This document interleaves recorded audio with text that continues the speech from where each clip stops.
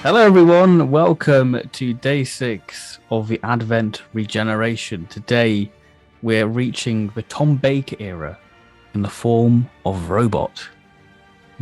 Or the giant robot, as the target book on the working title for this story.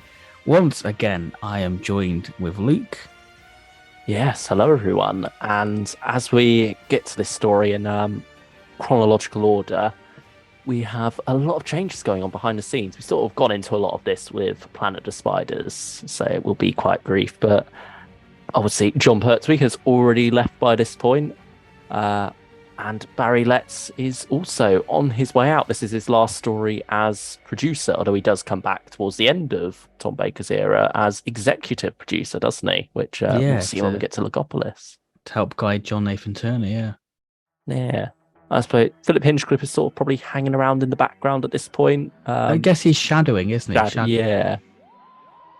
Where things are going to go. See how it goes, really.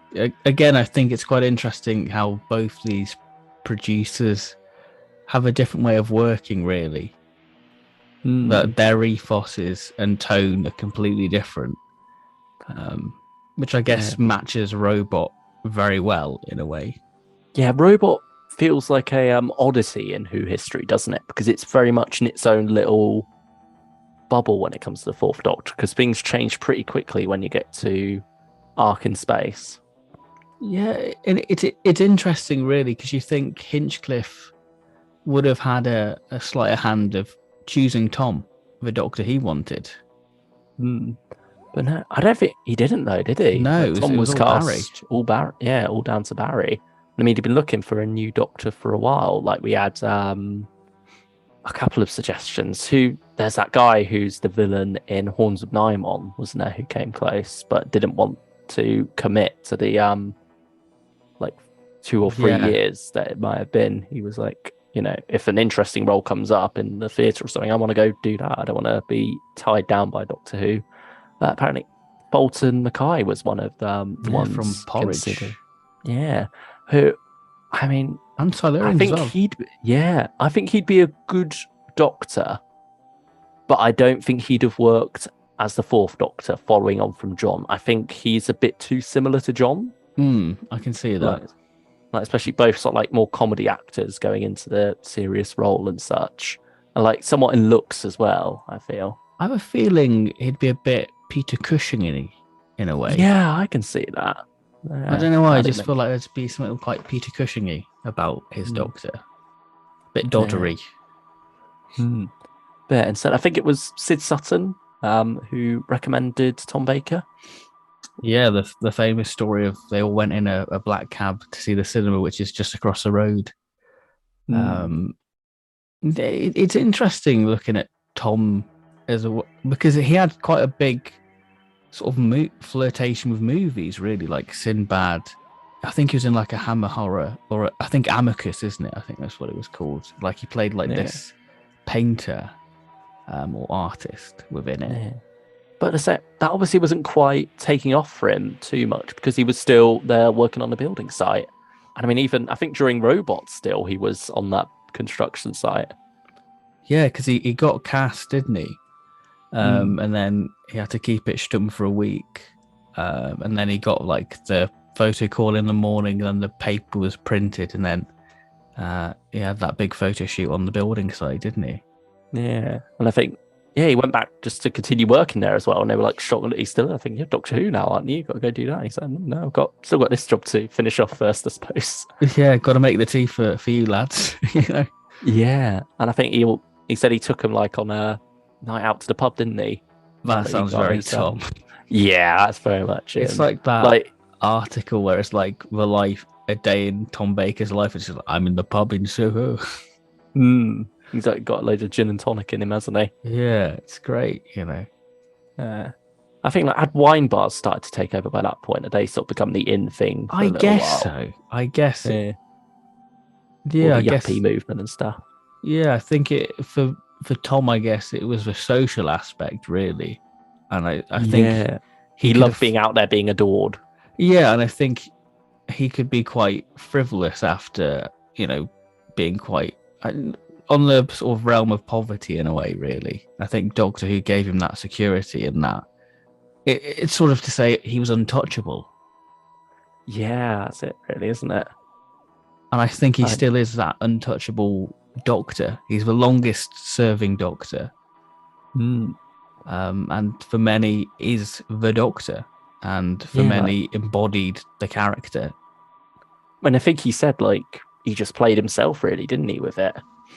And this is Yeah. what I find interesting is that he had meetings with Barry how to play it. So it's interesting how Barry sort of was steering him, but he wasn't quite all there yet. And I think Robot, especially part one, I feel like he's not the Tom Baker Doctor we know. There are moments when especially when he's getting towards the TARDIS, but I think he's got the John language of the science gobbledygook.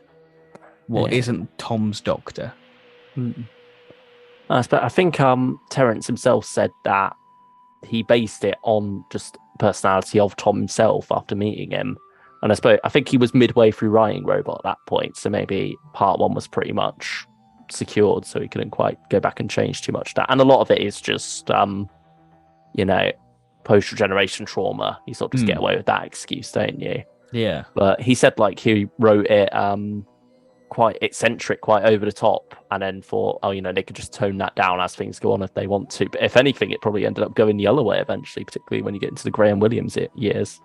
So yeah, I think by that point, Tom was just in a different world, different universe to everyone else, Yeah, he was the longest serving by that point as well, like when new producers came in and such. So he sort of like was the one who was trying to vie for that control and have a bit more creative input, whereas Hinchcliffe was able to rein him in a bit more, perhaps at times. Yeah, I think especially when you get to sort of the introduction of like Leela, of like Tom's idea of I just want to talk in cabbage. You can see that the power, he's trying to push his luck a little bit. Yeah, very much so.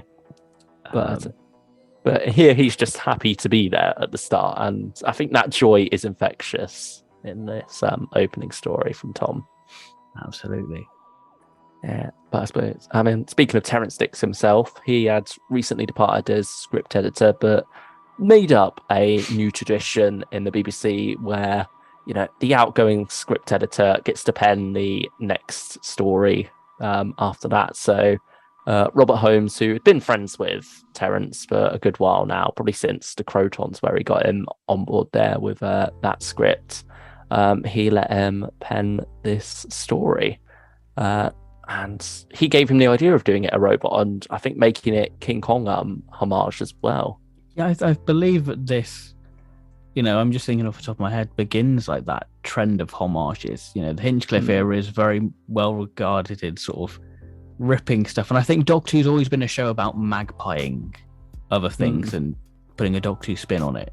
Yeah, it's like it's such and such meets such and such, isn't it? Yeah. That's like your pitch for the start of it. Brain and Morbius is Frankenstein. So I suppose, what are your thoughts on Tom Baker as a whole? I mean, you're obviously the Pertwee Doctor, so this is the man who came along and spat on his grave. Well, it's quite interesting that I saw Tom before John in terms of classic Who. But he just didn't quite catch you the same way. I suppose you'd already seen what's it? The Scarecrow story by then. Yeah. I can't remember what the Wurzel Gummidge. Wurzel Gummidge. I was wondering. I was like, are you on about Human Nature, Family Blood? No. Or Scratchman, because that's got scarecrows in. Yeah. Yeah, because my first classic story I watched was Genesis of the Daleks. And I think that's a lot of people's starting point, isn't it? Yeah, and then like a week understandably so. Week after I got Inferno, so I started with two big heavy hitters. But I really like Tom's Doctor. For me, he's my second favourite classic Doctor. I just, for me, the golden years of Tom are season 12 to season 14. After that, it's kind of pick your favorites. I think that Tom Yeah, I agree. is always the standout. I think as well, Tom really brings the alien to the Doctor. Like, we know he's an alien, but I think he really brings that otherworldly quality, what I think Capaldi has as well. Yeah, John Pertwee was a down-to-earth Doctor in more ways than one a lot of the time, wasn't he? Like, he didn't quite feel human, but certainly more so than Tom Baker does. Where John's still quite adept in society, isn't he? Yeah, he's got his gentleman clubs and all that sort of stuff. He's rubbing in high places as John's Doctor. Yeah. Whereas Tom Baker very much stands out in that, or but the Fourth Doctor does at the very least. Well, And he he has definitely so stands much- out with his costume choices within this. Yeah, I mean, like a little bit of trivia there with the scarf was that it was sent off to a knitter. I can't remember her name. Begonia Pope, isn't it? Yeah, that's probably it. And, you know, they just sent her a load of different wools for her to make a scarf out of. And rather than just making it for a specific length, she just used up all the wool. And it's this happy accident, isn't it? That he got this iconic extra long scarf there that he just makes the most out of in his stories, doesn't he? I Picking think things up with it, tripping people over. in particular, Robot utilizes that very well to justify. I think Christopher Barry did good with that. Yeah, because that's something Terence wouldn't have known when the scripts were being written at all. So, yeah, it's a brilliant costume, and it is probably the most iconic Doctor Who costume. What do you have a favorite Tom costume? I'm not too sure. I think I do quite like just season 14's look. What about you? The more I see it, the more I quite like the season 12 one. But I've always been a stickler for like the Pyramids of Mars costume. Really, I think that's always what I think of Tom in. But we spoke about my love for Tom. Where do you stand with the Fourth Doctor? Oh, I do love him as well. Yeah. He's not quite up as high on my list, I'd say. Really? I mean, as high as on your list. He's not second, but I think he's still in the top 5. I think he's probably my third favorite Doctor overall out of all of them. Yeah, I think maybe 4th or maybe, I don't know. They're just all so good, really. That's the problem. It's never that one's not quite as good as the others. It's always just that they're all so good.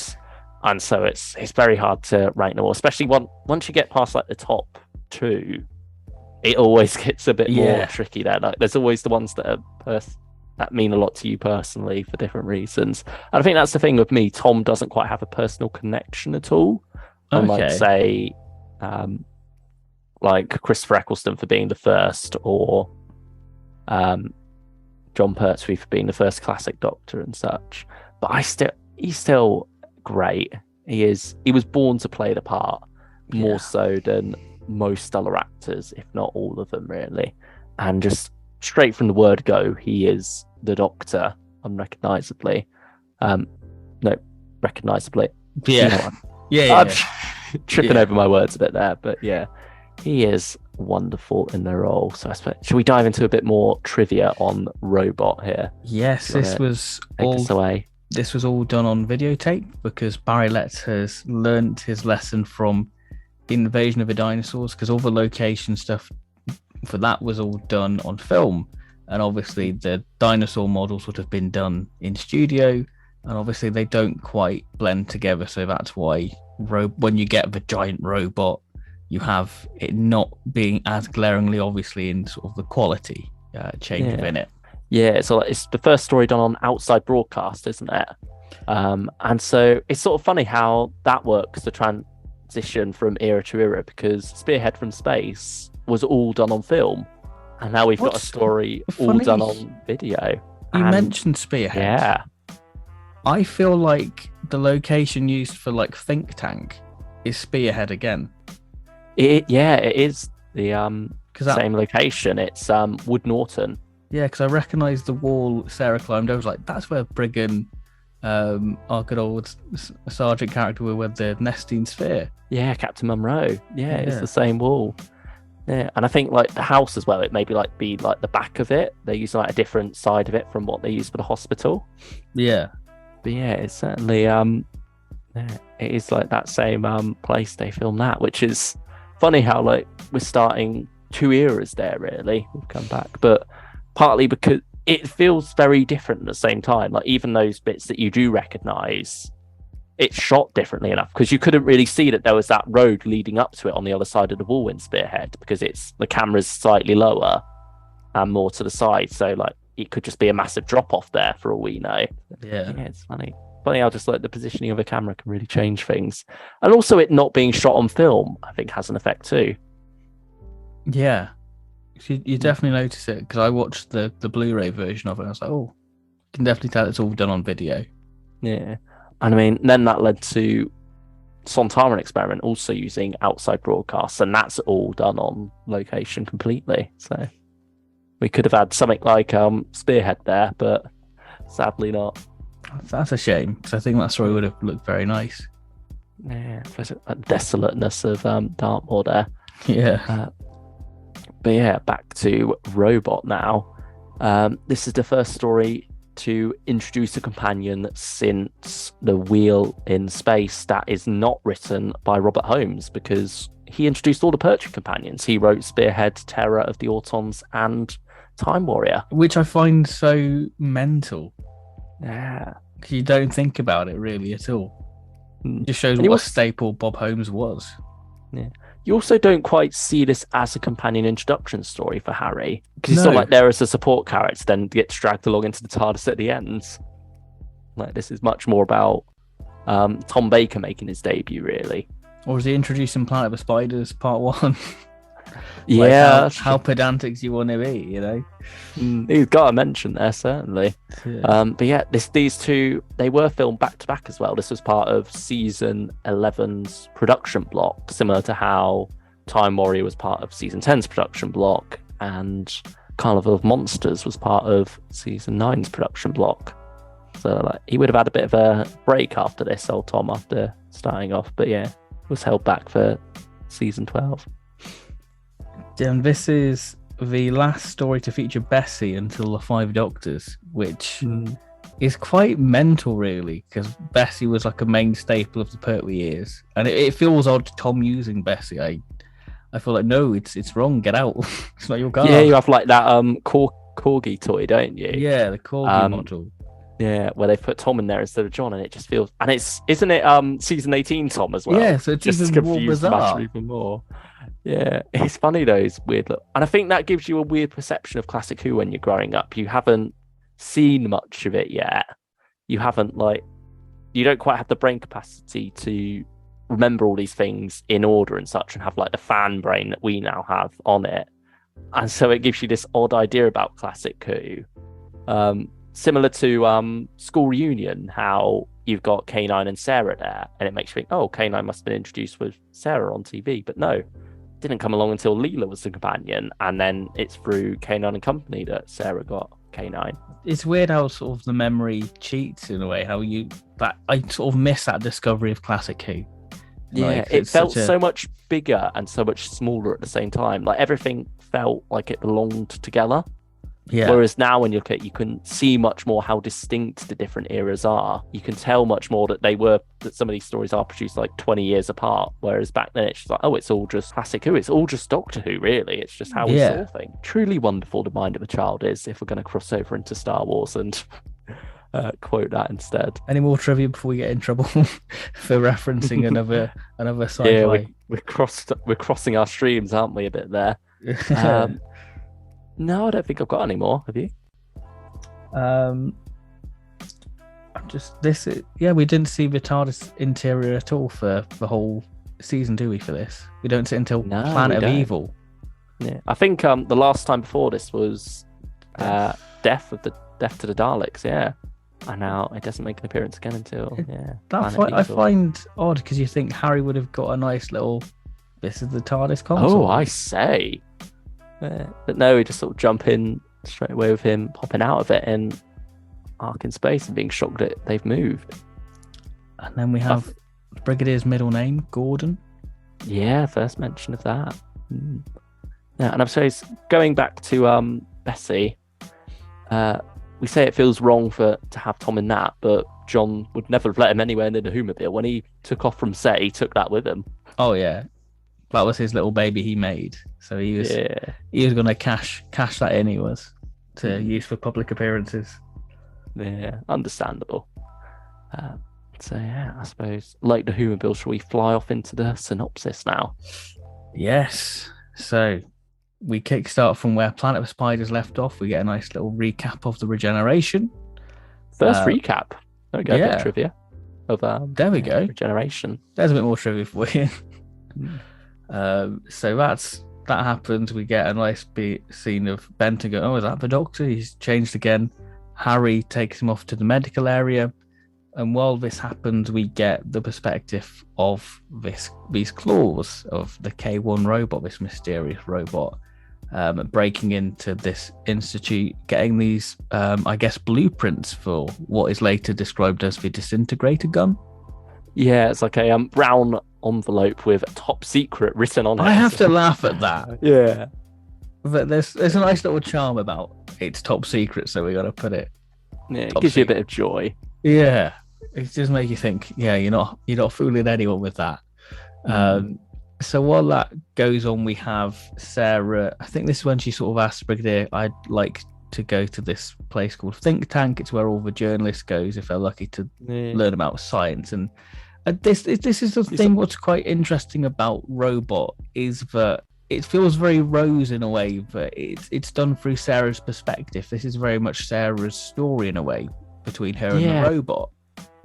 Yeah, especially in like the first half, like part one, she's very much carrying it. This is Sarah Jane off doing her own investigations.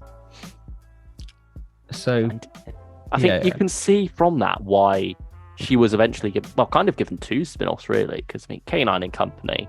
K9's got the title, but it's really Sarah's show, isn't it? Well, it's a girl's best friend. Yeah, very much so.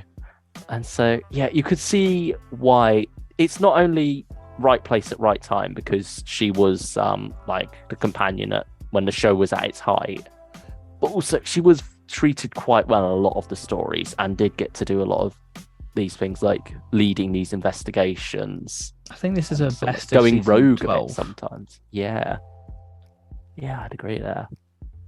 Yeah, I love it when we get proper journalist Sarah, similar to Time Warrior and Invasion of Dinosaurs, and a good bit in Planet of Spiders as well. Yeah, she's, like, off investigating the monastery. Yeah. So while that's all happening, the Fourth Doctor returns back to the TARDIS to escape, and this is when we get a nice little throwback to the key being in the boot. Of course, obvious place. So the Fourth, very much like Spearhead in a way, but he just wants to get off out and do his thing. But Sarah hears it. Well, no, this when we get the scene with like Harry and them doing all the skipping, isn't it? Or was it before? I can't remember. I think it's this is the skipping scene with Harry. Oh, we missed out the skipping scene. Yeah, so Sarah then comes along with the Brigadier, and I think hasn't Sarah already gone to Think Tank by this point and had an interview and such, and then she comes back to. I can't quite recall. No, it's not like that. Yeah, sorry, you're right. Carry on. I think she gets the thing after the Doctor's sent back to the. Yeah, because they get the another little thing about the robot breaking into another thing, don't they? Yeah, I think Sarah's asked to help get a pass at this point, but she's not gone and used it yet, because they walk off, the Brigadier and Sarah, and she's like saying, "I'm still a working girl, you know," and then she has a "nonsense, Brigadier, you're a swinger" line, and then you see like Tom hanging around in the corridor waiting for them to leave so we can get to the TARDIS. So yeah, but then we get Harry tied up, and then just as he's about to leave in the TARDIS, Sarah and the Brigadier burst. I'm trying to see what it says on TARDIS. Please hold on. Oh yes, this is when. So after that, we have the TARDIS about to take off, and Sarah says, "You can't go, Doctor." And then we get a nice little exchange about why can't I go? And the Doctor and the Brig's like, "Well, because of these missing files. You know, it's all your cup of tea." So, yeah, very much like convincing him to stay unconvincingly. Like the Brigadier's not he doesn't quite need a doctor, but Sarah's like, come on, you got to, otherwise he's going to leave. Yeah, the brigadier needs it. Oh, well, I think I will stay then. So then I think that's when Sarah goes off to good old think tank. Yeah. I think this is also when, just before that, is when the doctor really clicks, isn't it? Because before that, he's not so sure. And then he has that moment like, Brigadier. where he's like, Brigadier Alistair Gordon and Sarah Jane Smith. Yeah. And I think while this is all happening, Harry's still tied up, isn't he? Yeah, he's locked in the cupboard after Mother. Yeah. Which is a great bit. I do like that a lot. So yeah, Sarah goes off to think tank while the doctor and the brigadier, along with Harry, are about to go off and look at some squash dandelions. Well, we have the famous costume change, don't we? Yeah, there's a bit of mix and matching. We have the Viking. We have I guess, a rehash costume from Celestial Toymaker, the King of Hearts costume, I guess. And then we have the clown, and then of course, I didn't realize they went to all the effort of putting like makeup for the clown. Yeah, the little tears. Yeah, he's like even got his hair's like pushed quite into the hat, isn't it? Yeah, into the coat, and then obviously we get the classic on the fourth attempt, quite fittingly. Yeah, the fourth Doctor's outfit, really. And yeah, he wants to go again, but like the Briggs like, no, that'll do. Come on, quick. Because it's an oddly comic scene, isn't it? It's something that it makes this story feel very unique, because you wouldn't quite imagine a scene like that in the Pertwee era, despite this following the John Pertwee era style, with it being, a unit story. It's very much got its own tone that isn't quite replicated again in Doctor Who, I don't think, because after this with Ark in Space, that's very much where Hinchcliffe gets control, and it becomes very much like the Hinchcliffe era that we know. So this is like a weird little oddity. Yeah, because it feels like you've got all the hallmarks what are John's, but you have a very different Doctor. I think that shows how Tom's Doctor's different to John's by having him in a very Pertwee style story in a way. But then you've got Terror of the Zygons, which you can sort of imagine more as a John Pertwee story, perhaps. It works brilliantly with Tom, but it doesn't feel like... Whereas Robot, you can't imagine with John. Yeah. Especially when you get the bits when he's confronting the robot with all the little ball bearings and stuff. But back to the synopsis. Yeah, we're getting a bit sidetracked. K1 breaks into another sort of base, and this leads to them to investigate the dandelion, like you say.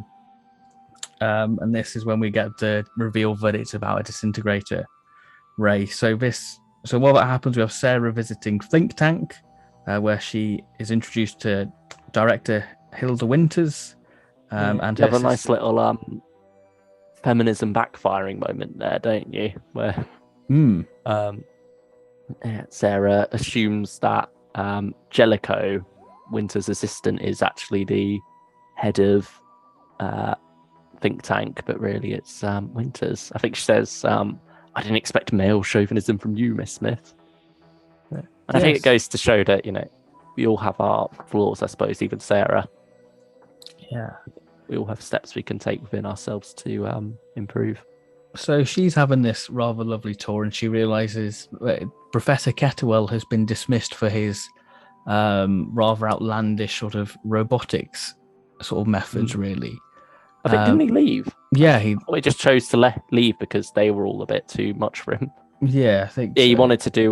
He wanted to go into more ecological stuff, which is very Barry Letts, about sort of solar power and using the elements to create power. I wonder if that's Terrence's way of mocking Barry a bit by writing a story where the ecological person is a bit of a nut.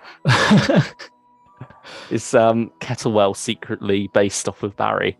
Maybe, who knows?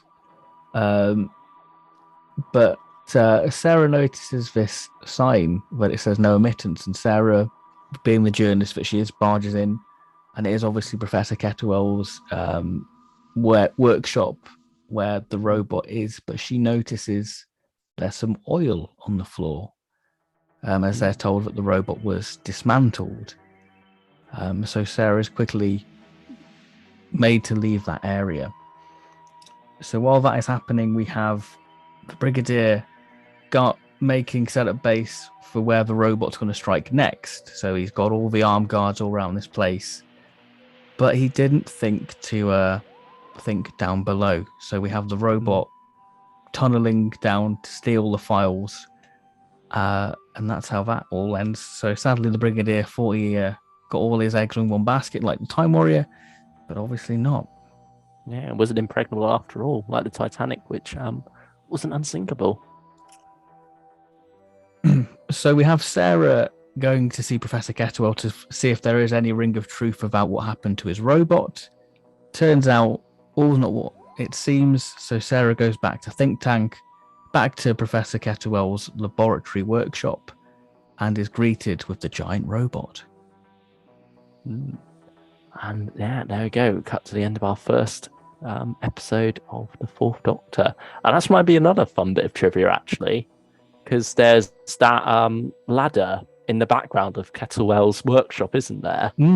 Which was actually like part of the, I think like the lighting crew or something. They used it and then accidentally left it there, but no one was allowed to move it because of like all the union stuff back in those days.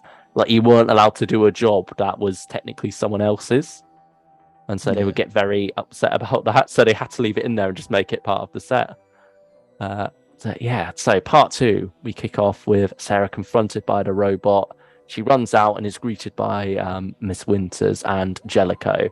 And they've sort of set this up as a little surprise for her because they sensed she'd sneak back in. And so they thought they'd do this. And then she gets introduced properly to K1, the robot, where she realizes that it might be getting abused a bit because the robot is ordered to kill her. And its prime directive means that it's not allowed to kill anyone.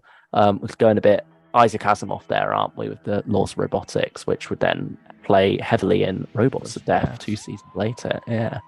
But she thinks it was a bit of a cruel move on Miss Winter's part to make her do that because the robot was clearly distressed by this conundrum in its logic circuits between following orders and obeying its prime directive. Sarah's then given a bit of a warning by Mrs. Winters that, this is all stuff that's top secret.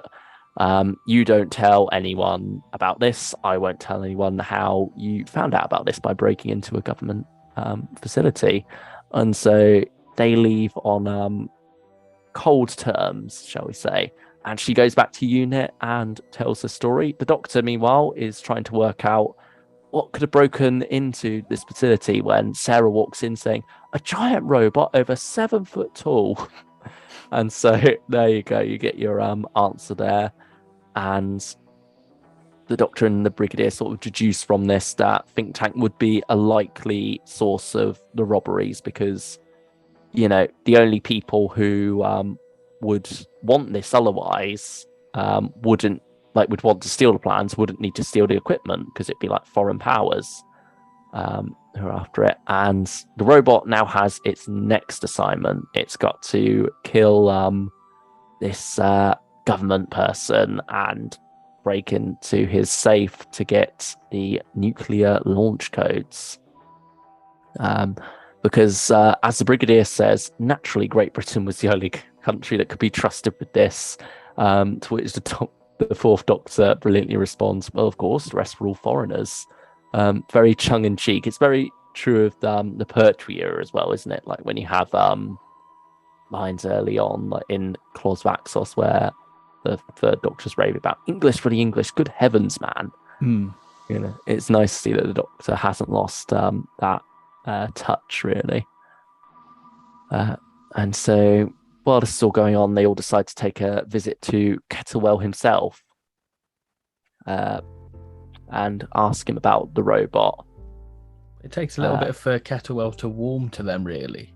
Yeah, the Doctor has to start talking his language, really, and the ecology side of things, harnessing renewable sources of energy to finally get him to tell them about the robot. And he's saying, it's not possible for it to kill anyone. really. It's against the Prime Directive. And Sarah says, I wouldn't put it against them to try and change that. And, Kettlewell pretty much says that if they did, it would go mad. So, following this, what do we have following this?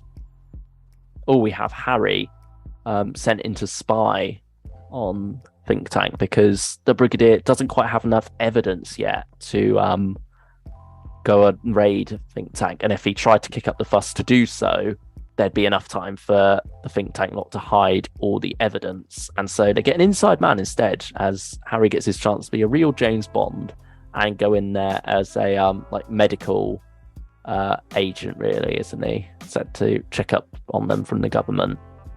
Make sure all their records are in order. Because we have Jellicoe and Winters adjusting K1, and they show a picture of Joseph Chambers, who's a cabinet minister. Yeah, I think I've sort of jumped ahead a bit there already, haven't I? I've already talked about that.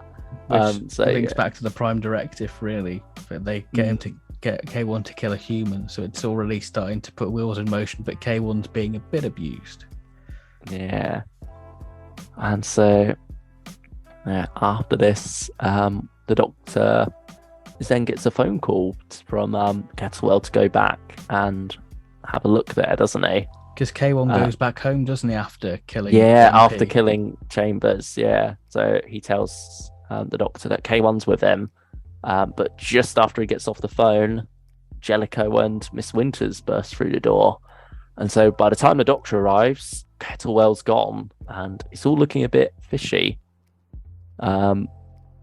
He's left a note for Sarah, though, before he went. Sarah finds this, and her and Benton shoot off quickly to try and save him in case it's a trap. It, of course, is a trap, as the Doctor guessed. K1 bursts out and attacks the Doctor. The Doctor tries to convince him that, you don't want to kill me. I'm a friend of humanity. That will go against your Prime Directive. And after a bit of a struggle, the Doctor is knocked back, and K1 is standing over him, ready to go in for the kill. Part 3. So Sarah, in the nick of time before K1 delivers the striking blow, manages to stop K1, killing our new Doctor. Yeah, talks him down from it a little bit. But of course, good old reliable Warrant Officer Benton. Yeah, he's got his promotion now. He seems to get like a different rank with each Doctor, doesn't he? Like he was Corporal with the second, Sergeant with the third. Now fourth Doctor's come around, so time for Benton to become Warrant Officer or Mr. Benton. Yeah, which is bizarre, but we roll with that. So we get a nice little bit of a shootout with that, with Unit against K1. Get a classic Michael Kilgareth nearly tripping over, bless him, which is all fine and dandy. I think this is when we realise that K1 is made out of a living metal. Yeah, I think, that might have been in part 2 actually, when they went and visited Kettlewell. But yeah, certainly that is one thing about him. He was made out of a living. Oh no, it is here. Sorry. Okay. Because they bring him back to Unit HQ, don't they? They find Kettlewell in knocked up in a box. Yeah. And this is when we realise that Kettlewell is still a member of the Scientific Reform Society. Yeah. And we have Sarah persuading him to go to that meeting, because we see sort of Sarah start to infiltrate it, try and get a lie of the land before that all kicks off. So then we have sort of Sarah sort of brought into the meeting. She's sort of brought in by Kettlewell, hides under a load of boxes, and then I think this is when we get sort of about the security codes. Yeah, Miss Winters is ranting a lot, isn't she? Full fascist mode. Yeah, because the Scientific Reform Society is this group made up of a lot of people from Think Tank who believe that the world should be structured around their beliefs. The idea that people of lesser rank in society should be told what's good for them and what to do for the good of humanity by their betters, as they see themselves, the more intelligent people. Very much a crankpop group. Like Sarah says, she'll put them right in between the flying saucer people and the flat earthers. Yeah, which is quite a funny moment, really. Yeah, but unfortunately, when these fascist people get together and have their are underestimated, they're able to become very dangerous, as Miss Winters has done by seeing these codes. And we get the sort of King Kong moment of K1 being brought out on stage. And K1 detects that somebody shouldn't be there and heads towards Sarah. But Unit's arrived, and the Fourth Doctor does a few little tricks, which is great because we have a little song, Doctor. a little dance. Very sort of Talons of Weng Chang in a way, really, when you get him sort of doing the magician sort of stuff to get Jago to let him be an act, which is great. Yeah, he sort of like bends forward to pick up the cards that he's dropped, and this member of the society lunges at him to try and grab him like this guard, and just jumps over, doesn't he? Yeah, it's proper like a havoc. Jump. It's very good bit of physical comedy there. Yeah. Again, you don't see much of after this. Maybe not until the Graham Williams era. Yeah, that's true. Again, it sets it apart from. I suppose it's like because it's very much Unit and.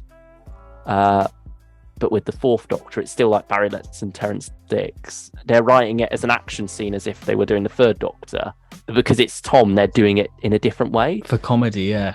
Yeah. Whereas when we later get onto Seeds of Doom, he's just there punching people, cracking their necks and such. Yeah, it's done a very different direction when Hinchcliffe gets his hands on some action. Yeah, completely different action hero in that way. So we have Unit raid the place, and we have K1 off he goes, and this is where the Fourth Doctor sort of plays that he's been hit, and Sarah gets taken away and is hostage as they go to a nuclear bunker where they begin the launch of the codes. And we have Harry's also found out by this point. He's been spying on them.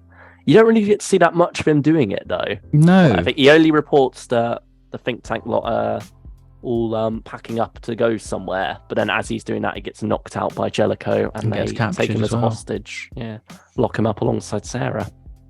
So we have them Unit arrive at the bunker, and there's a bit of a standoff as there's sort of machine gun nests, and the secret weapon arrives. K1 is there and says, "Go now, before I kill you all." Yeah, he steps out, doesn't he? Oh, sorry, I don't know how much that definitely. That's all right. I just thought I'd get that out of the way, and you could cut this before we go. Otherwise, I'm going to be croaking all the way through.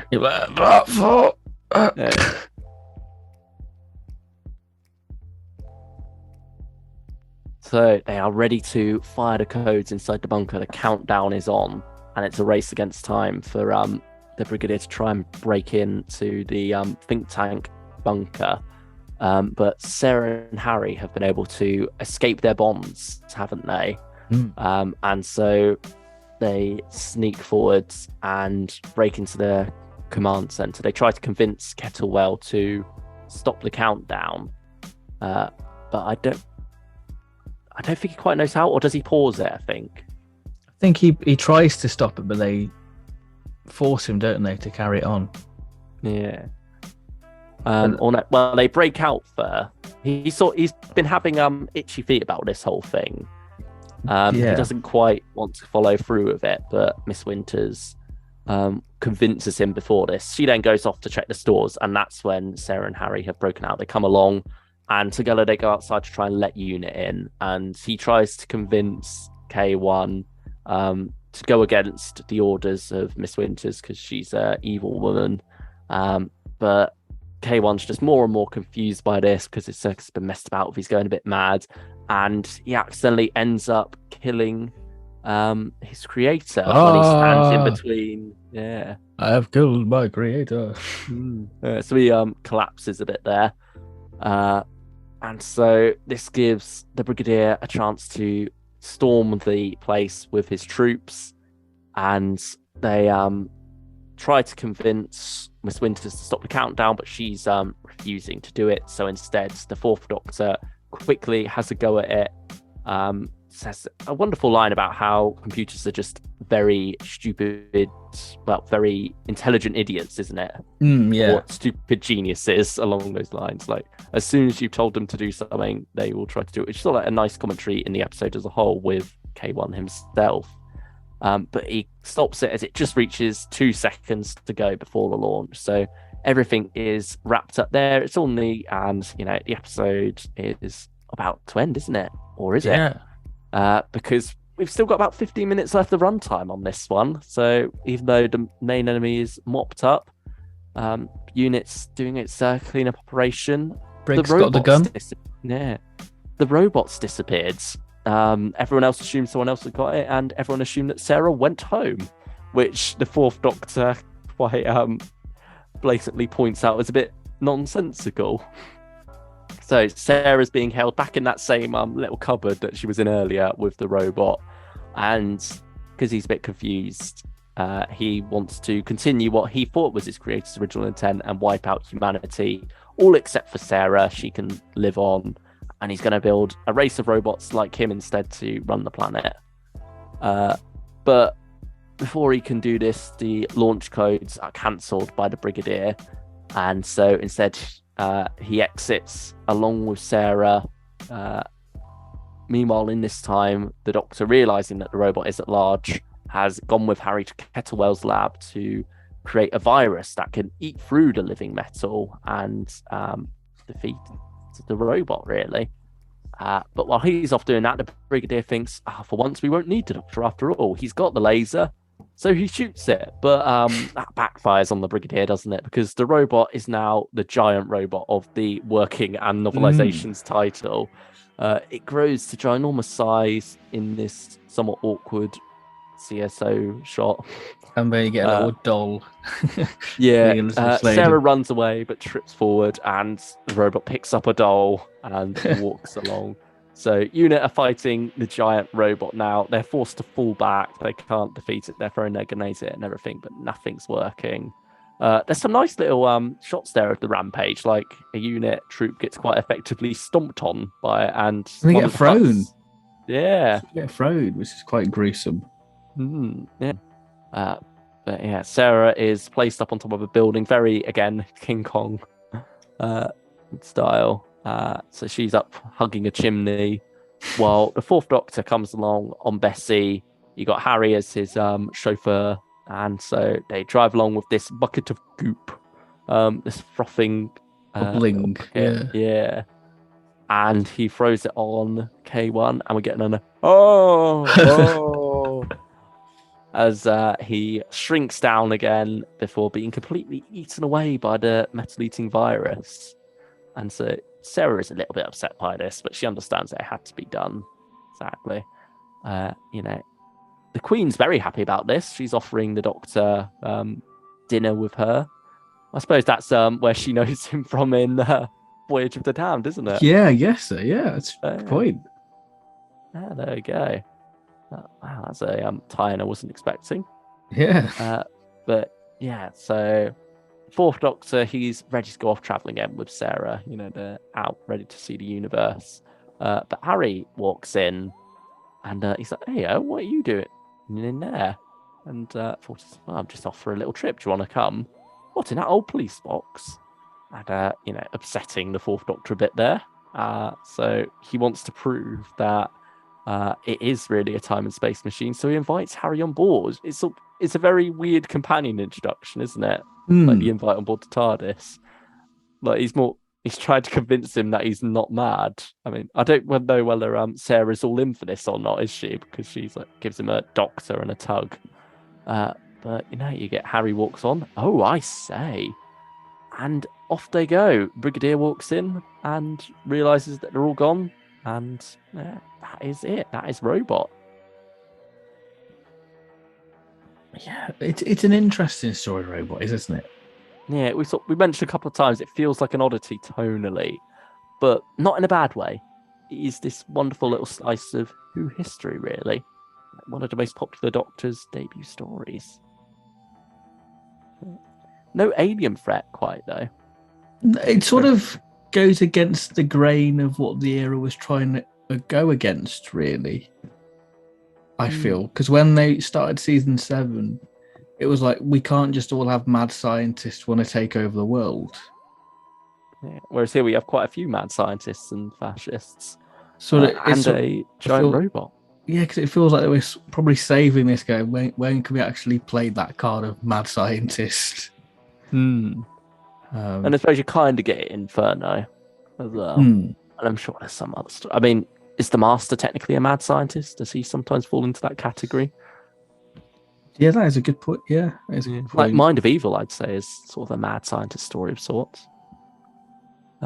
So yeah, I think it works as this good bit of comfort who, doesn't it? And I think it also would have helped ease people in at the time to this new Doctor by having it be a lot of familiar elements to them. And I mean, that was Barry Letts wasn't to know that Unit would be written out pretty quickly after this. Yeah, because Tom wasn't a fan of it. He just wanted to go off and do his thing, really. Yeah, and I mean, he very much got to do that for the rest of this season. So, I mean, how do you feel about the story as a whole? Are you more positive or more negative? I feel like I'm overall positive, Hmm. but I think you can start to see the flaws in it. As a Yeah, kid, I really enjoyed this story it's very because much one for the kids in a lot of ways. yeah, because I'm a big fan of the K1 robot. It's possibly my favorite character options figure. Hmm. The design of it is great. It's just iconic to me, the K1 robot.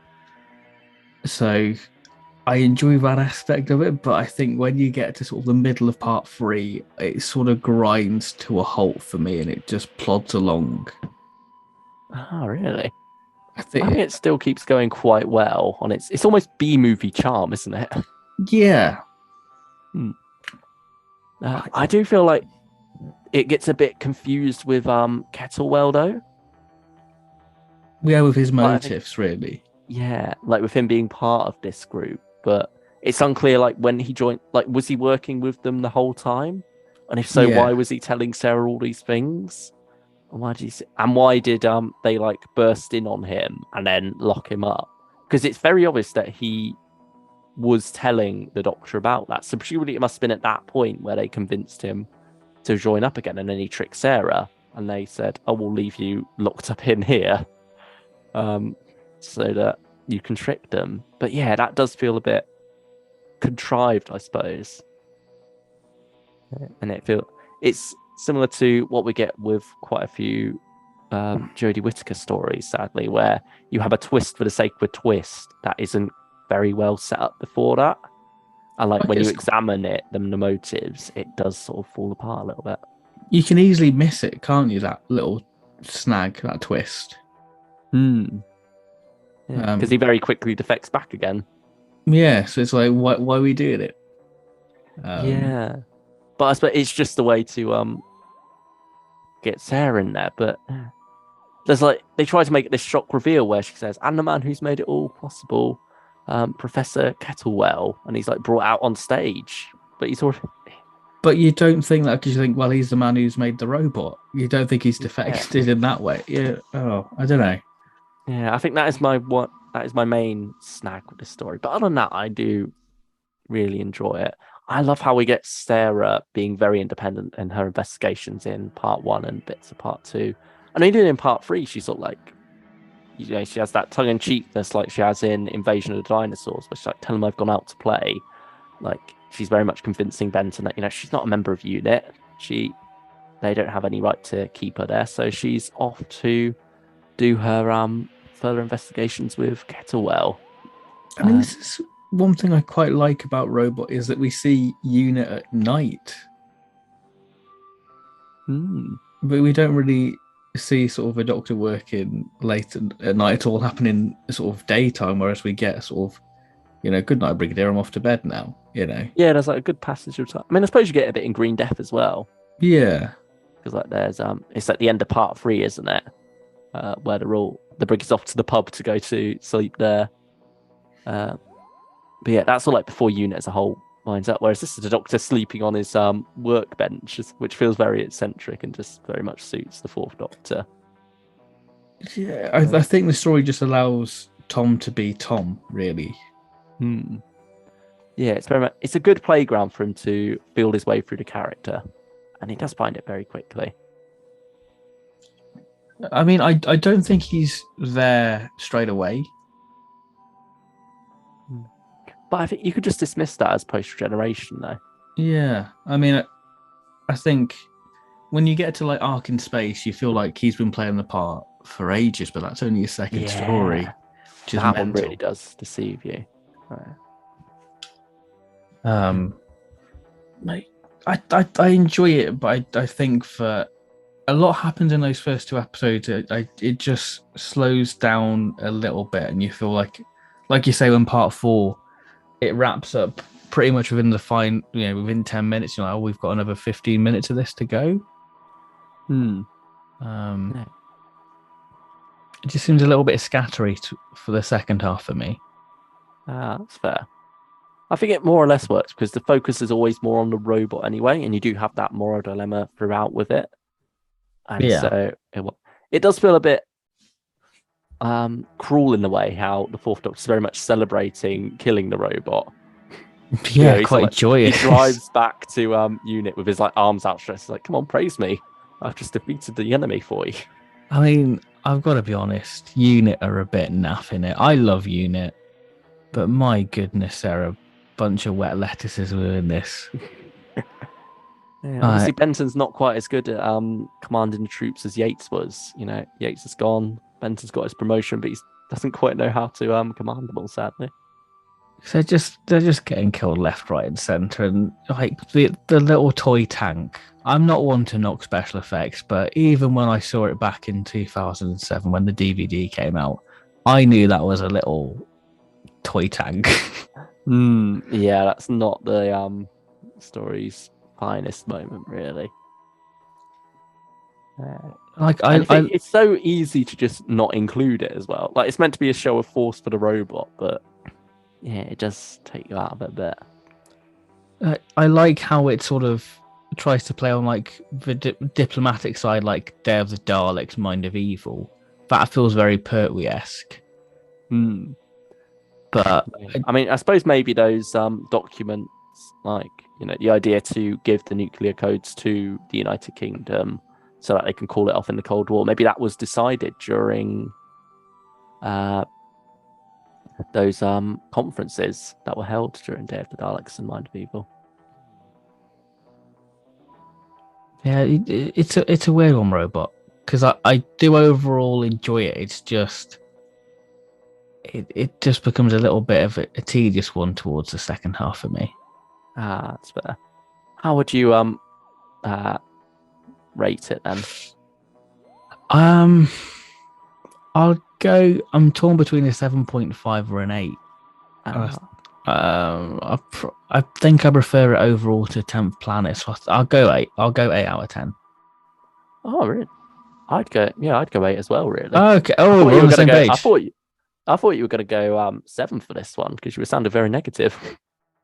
I can look past it, really. I can look past it because there's a lot you can. I just really enjoyed the first two episodes, to be honest. Yeah, it's a lot of good fun, really. Um, And I think it really does fly by on that energy and Tom Baker's energy in particular. It's good fun, this one. it's just interesting because we all have an idea of what Tom's Doctor is. It's Hmm. interesting to look back of where it all began and thinking, okay, that's where his Doctor is, and like it's completely different to what you have in your head of what the Fourth Doctor is. It's going to be very interesting when we get to Logopolis tomorrow, just to see how much has changed them, because 7 years fly past between that. And like it Mm. really is a time where you see such a difference between the start and the end of an era. Like with the John Pertwee era, it still feels more or less, it feels like an evolution of where it started in Spearhead. It doesn't quite feel the same because that was a much harder edge to it. But you still feel like there's an evolution there before you get to Planet of Spiders. You can see how it ended up this way. But with Logopolis, like there's so many twists and turns along the way after Robot. It does feel like a very different show by that time. I'm And I sure think will. as well, you really see the age of the Doctor because Tom ages quite dramatically. Yeah, he's got some grey hairs there towards the end. Yeah, he's become a bit gaunt. Poor old Tom. Yeah. And I But think, that's all for tomorrow. yeah. Didn't he have an illness at the time as well? So I think he had certainly Spanish for Leisure flu. Hive. Maybe a Yeah. Spanish flu or something like that. Yeah, certainly something wore him down in between 17 and 18. Lala Ward. John Nathan Turner as well. Yeah. But there we go. In very different ways. Oh, yeah. There we go. But that's a discussion for tomorrow, I guess. Yeah. Wow, we're diving into the 80s now. This is it for the 70s. We're only Yeah. at 7. This is 74 and a bit right at the start of 75, but after this, we're leaving the 70s behind. That's Into mental. Doctor Who's third decade. Yeah, so join us for day 7 of the Regeneration Advent Calendar. Thank you all for watching. Yes, if you enjoyed this and enjoying this series so far, then please do consider leaving a like and a comment. Let us know your thoughts on Robot. Be interested to know whether you agree with us. And we will see you for more Regeneration shenanigans. And if you're new around here, please consider hitting that subscribe button because, it helps us all out and helps us build a lovely community. So thank you everyone for watching, and we will see you for Entropy as the moment has been prepared for. Yes, take care, everyone.